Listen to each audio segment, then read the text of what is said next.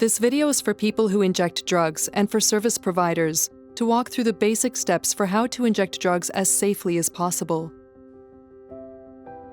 Injecting drugs can lead to a range of health issues, including vein damage, blood-borne infections such as hepatitis B and C and HIV, and other types of blood, tissue, and heart infections. To reduce the chance of these harms, try to always prepare your own drugs. Use safer injecting practices. Use new supplies every time, and avoid sharing or reusing any equipment used to prepare or inject drugs. There are lots of different factors that influence where, how, and with whom people use drugs. This may affect your ability to follow all the steps outlined in this video all the time. Staying as close to these practices as possible lowers your chance of health issues. It's important to recognize that the illicit drug supply is unpredictable, and illicit drugs can be toxic because they are unregulated. If your drugs are from the illicit supply, it's often impossible to know what's in them or how strong they are. There is always a chance of overdose or poisoning, even when safer injecting practices are followed.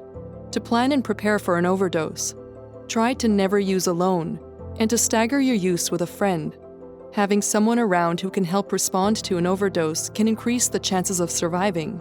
If this is not possible, try to let someone you trust know that you are using, and ask them to check on you regularly. Carry naloxone with you and know how to use it. Having a kit available will allow someone to respond quickly if an overdose happens. When injecting drugs, do a test shot using a small amount to see how you feel, then increase slowly. Try to avoid using different substances at the same time. Use at a supervised consumption site if possible. Knowing how to prepare and inject your own drugs as safely as possible is important for reducing the chance of harms related to injecting. When possible, find a safe place that is well lit where you can take your time to inject. It's helpful to plan ahead so that you're prepared and have all the supplies you need on hand, no matter how, when, and where you use drugs. Wash your hands with soap and water before handling harm reduction supplies. If soap and water are not available, you can use sanitary wipes, hand sanitizer, or an alcohol swab. Next, clean your preparation surface with soap and water or sanitary wipes. Make sure you save at least one alcohol swab to clean your skin where you plan to inject. Put the equipment you will need for injecting on the clean surface, so all your supplies are within reach. Keep sterile equipment like cookers, filters, and syringes in their packages until you are about to use them. This helps stop germs from getting on them, which can cause infection. All the equipment used to prepare and inject drugs is for your own personal use and should not be reused or shared with others. This is because blood can remain on used equipment and can pass infections when equipment is shared, even if you can't see the blood. To prepare your drugs, you will need all new equipment, including sterile water, a cooker, filters, and a lighter or other heat source. You will probably only need to use vitamin C if you are injecting crack cocaine. To inject, you will also need a new sterile needle and syringe, alcohol swabs, a tourniquet, also called a tie, and a post-injection dry swab or dry tissue. Different drugs are prepared in different ways, but they all need to be turned into a liquid to be injected. The next part of this video will walk through some basic steps for preparing commonly injected drugs, including fentanyl and powder heroin, powder cocaine and crystal meth, crack cocaine, and tablets and capsules. For more information on how to prepare drugs, talk to a harm reduction worker. Let's start with how to get fentanyl and powder heroin into a liquid so they can be injected. Add the fentanyl or heroin to a new, sterile cooker. Try not to touch the drugs or the inside of the cooker with your fingers. Add sterile water to your drugs from a new unopened ampule. This will prevent infections caused by bacteria found in tap, bottled, and boiled water. Fentanyl and powder heroin need to be heated to dissolve in water. This is called cooking. Cooking can also reduce the chance of infection from some viruses and bacteria that may be present. Cook the liquid by holding a lighter or other heat source under the cooker for about 10 seconds until it bubbles. If necessary, stir your drugs with the back end of a new syringe to help them dissolve. Allow the liquid to cool. This can help prevent vein irritation. Now let's talk about how to get powder cocaine or crystal meth into a liquid so they can be injected. Add the powder cocaine or crystal meth to a new, sterile cooker. You can use the back end of a new syringe to crush larger chunks. Add sterile water to the cooker. Now use the back end of a syringe to stir the liquid to help it dissolve. Powder cocaine and crystal meth dissolve well in water alone, so heat is not necessary. But you may choose to cook your drugs as it can reduce the chance of infection from viruses and bacteria that may be present. Now let's talk about how to get crack cocaine into a liquid so it can be injected. Add the crack cocaine to a new, sterile cooker. You can use the back end of a new syringe to crush larger chunks. Crack cocaine needs an acidifier to help it dissolve. Vitamin C powder is the safest option. Other acidifiers like vinegar or lemon juice can cause irritation, vein damage, and infections. Add a small amount of vitamin C powder to the cooker. Start with half the amount of vitamin C for the amount of crack, and always use as little vitamin C as you can. Add sterile water to the cooker. Now use the back end of a new syringe to stir and mash the mixture and help it dissolve. You may choose to cook your drugs as it can help them dissolve and can reduce the chance of infection from viruses and bacteria that may be present. Finally, let's talk about how to get tablets or capsules into a liquid so they can be injected. Tablets and capsules need to be crushed.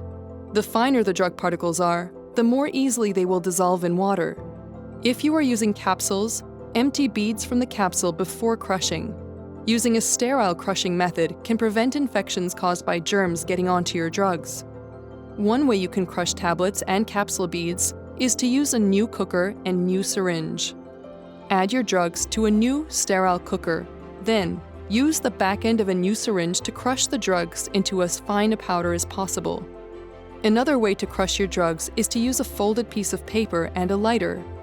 This isn't sterile, so if you're using this method, ensure the lighter and paper are as clean as possible. Once your drugs are in the cooker and in a fine powder, add sterile water. Stir with the back end of a new syringe to help them dissolve. Tablets and capsules can be prepared with heat or without. There are pros and cons to both methods. The pro of using heat is that it can reduce the chance of infections from some viruses and bacteria that may be present. When heat is not used, there is a higher chance of infections caused by viruses or bacteria. The con of using heat is that it can melt fillers and waxes, which are then more likely to get past harm reduction filters and cause harm in the body. This can also make certain pills harder to inject. When heat is not used, there is a lower chance of injecting fillers and waxes. Whether you use heat or not, it is important to always filter your drugs. If you heat your drugs, hold a lighter or other heat source under the cooker for about 10 seconds until it bubbles, and then allow the liquid to cool. Cooling the liquid can help prevent vein irritation and can also allow waxes to solidify, reducing their chance of being injected.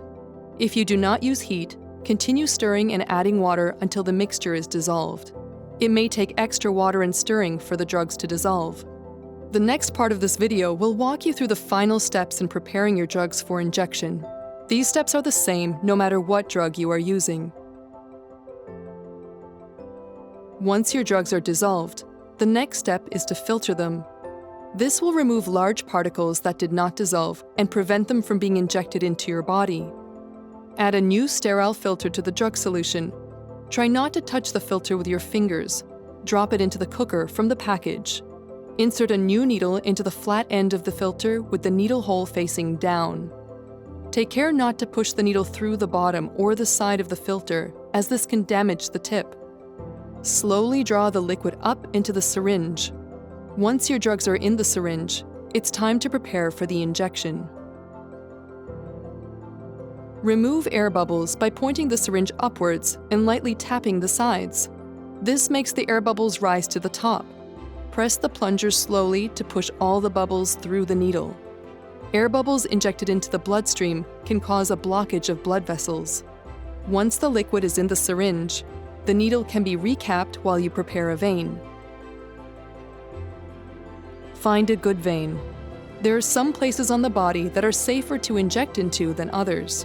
Veins in your lower arm are always the first choice. Areas in green are safer. For areas in yellow, proceed with caution. Areas in red are dangerous. Never inject into arteries, as the blood is under high pressure. If an artery is punctured, it can cause bleeding that is hard to stop. You should be able to tell which ones are arteries because they have a pulse, and if you hit one, the blood will be bright red and frothy, and it may enter the syringe in pulses. Veins have no pulse and have dark red blood. Using a tourniquet, also called a tie, helps make veins easier to find. To use a tourniquet, place it at least 5 inches away from your injection site. To inject in the lower arm, lay the tourniquet flat over your bicep. Take the farthest piece and pull it up under your arm. Put this piece between your teeth and pull. Take care not to tighten too much. You should feel the pulse beating in your arm. Wrap the loose end around the stretched one and tuck it underneath to secure it. Once it is tied, release the end of the tourniquet that you are holding in your mouth. Before injecting, the skin around where you are going to inject needs to be cleaned properly to stop germs from entering your body, which can cause infection.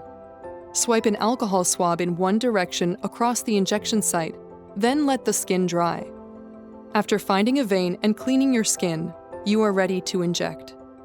Insert the needle smoothly into the vein, with the tip pointing in the direction of the blood flowing back towards the heart. Keep the needle at a shallow angle and the needle hole facing up. Do not insert the needle too far, or you may push the needle all the way through the vein. Pull the plunger until you see blood appear. This is called flagging and ensures the needle is in the vein.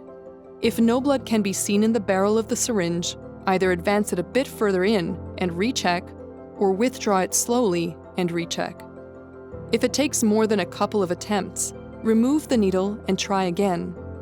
Once you've hit a vein, it is best to untie the tourniquet. You can do this by pulling the tucked end. Once the tourniquet is untied, press the plunger and inject slowly. If at any point you feel a burn, sting, or pain moving away from the injection site, stop injecting and remove the needle. When you are finished, remove the needle slowly and carefully. Use a post-injection dry swab or dry tissue to stop the bleeding from the injection site. Use firm pressure for at least 30 seconds. Allow your injection sites to heal. Rotate your sites instead of using the same spot repeatedly. Avoid injecting multiple times using the same needle and syringe. Needles are sensitive and can become barbed or bent after one injection. This can cause damage to the veins. Drug residue can remain in the cooker and filter after a person has injected. When people add water to the drug residue to prepare another injection, it is known as a wash. While this is a common practice, it's not recommended because the equipment will no longer be sterile. This can result in infections caused by germs that can grow in used equipment. Sharing washes with other people can also pass infections. If you're doing a wash, heat the liquid for about 10 seconds until it bubbles. This can kill certain viruses and bacteria that could be present. When you're done, throw away your supplies in a sharps container. If there isn't a sharps container around, you can use a hard plastic bottle, like a pop bottle or laundry detergent container, and then drop it off at a harm reduction organization. When injecting drugs, try to stay as safe as possible. Follow the steps in this video, and remember, avoid using alone. Carry naloxone. Wash your hands and clean your injection site. Use all new equipment for every injection, and use at a supervised consumption site if possible.